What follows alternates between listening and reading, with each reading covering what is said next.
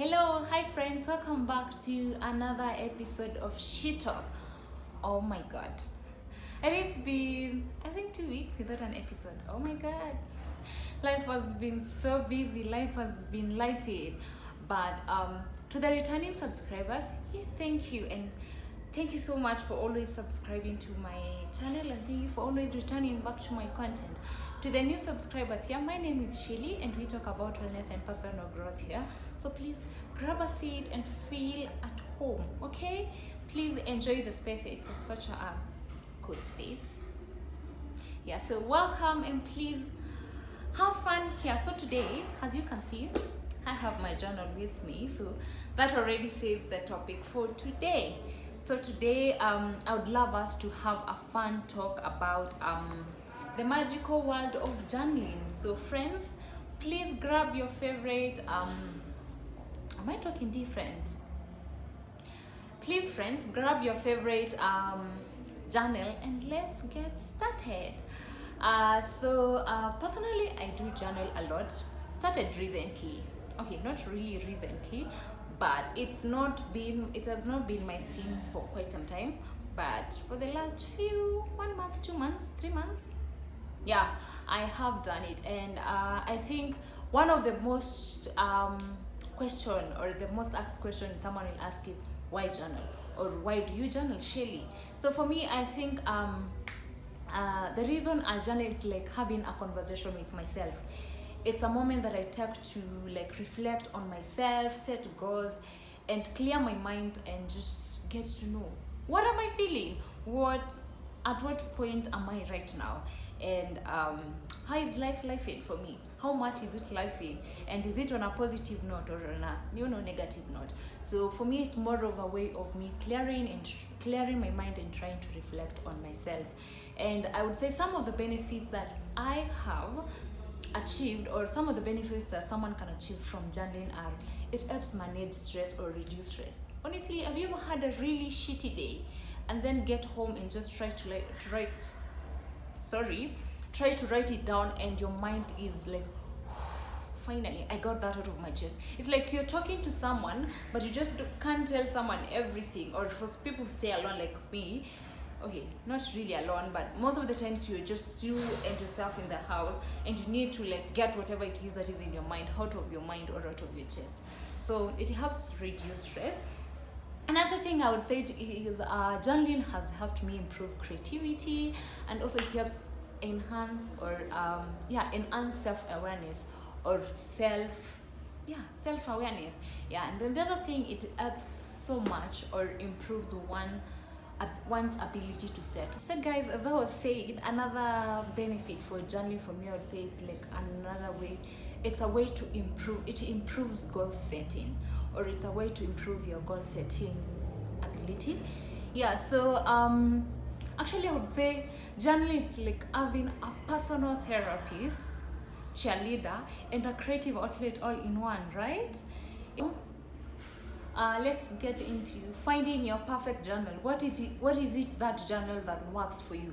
Because for me, it's just a simple diary book, a simple just ruled book works for me. It depends with everyone. There are people who like it like a plain, or the ones who love it with prompts and it's very well guided and all that.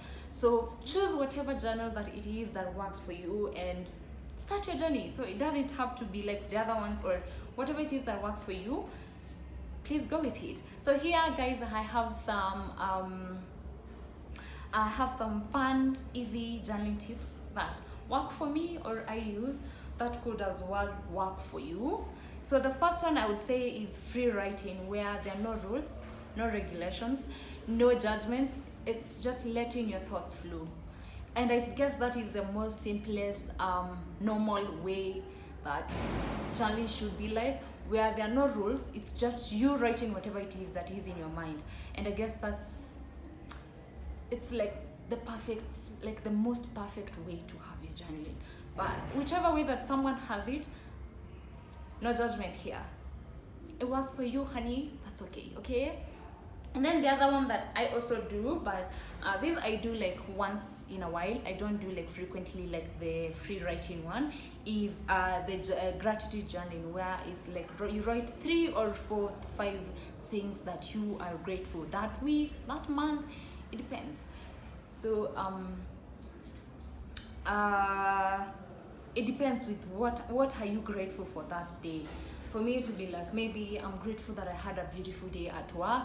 I'm grateful that today I got to talk to my mom, I got to talk to my dad. I'm grateful that today my parents checked on me. I'm grateful that today I'm able to hang out with my siblings. So what are you grateful? It can't be as long list as it can be.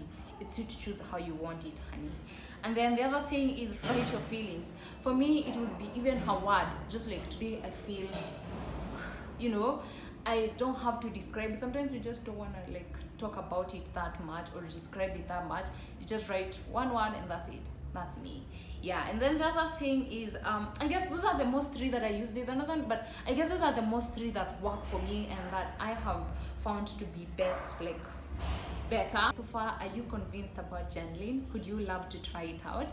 And if you do, here are some of the prompts that have guided me and that could as well guide you and help you in your journaling journey. And the first one is, what are your top 3 goals for this week or this month?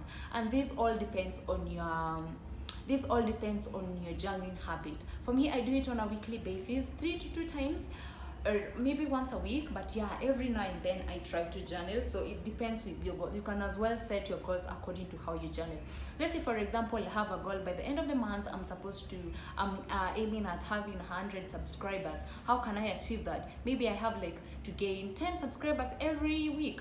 So I could as well say that is one of the goals for this week, and then say, how can I achieve it?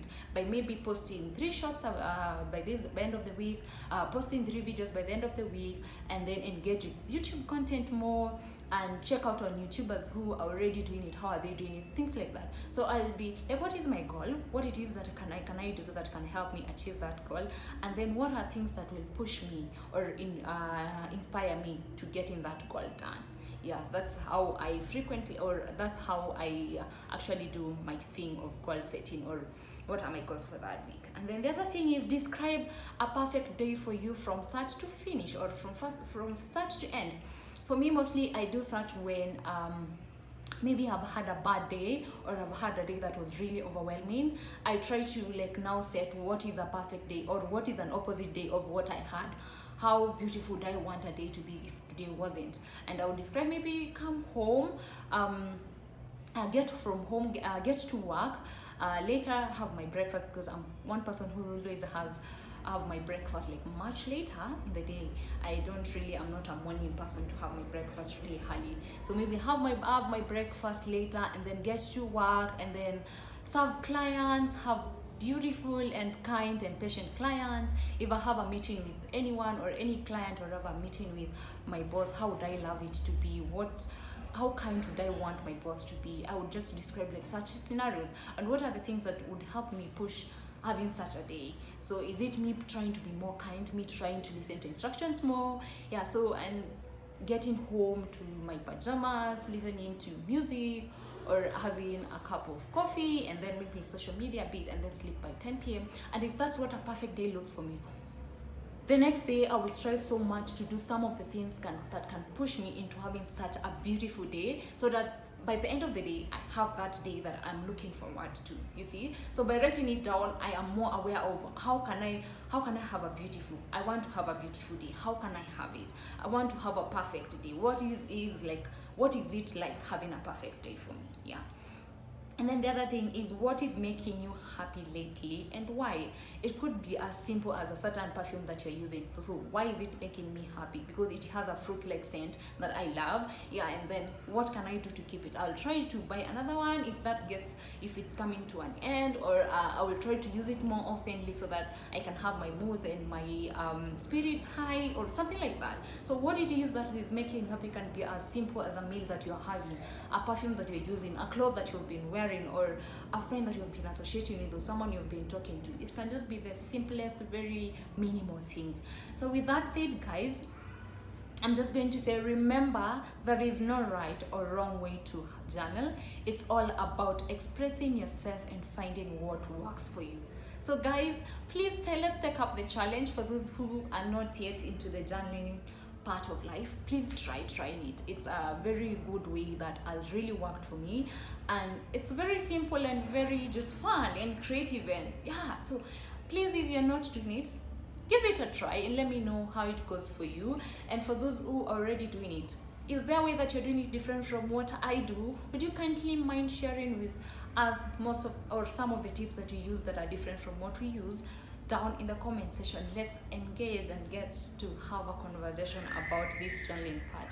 With that said, guys, thank you so much for hanging out with me, and thank you so much for always engaging with my content and always being here. I really don't take it for granted, guys. I really do much appreciate it. For those who have not subscribed, kindly consider doing that, and also consider telling a friend to tell a friend that we have a space here where we get to talk about fun topics that rotate around wellness and personal growth. With that said, guys, please take up the challenge of journaling and let's make this a day-to-day thing. With that said, bye, peace.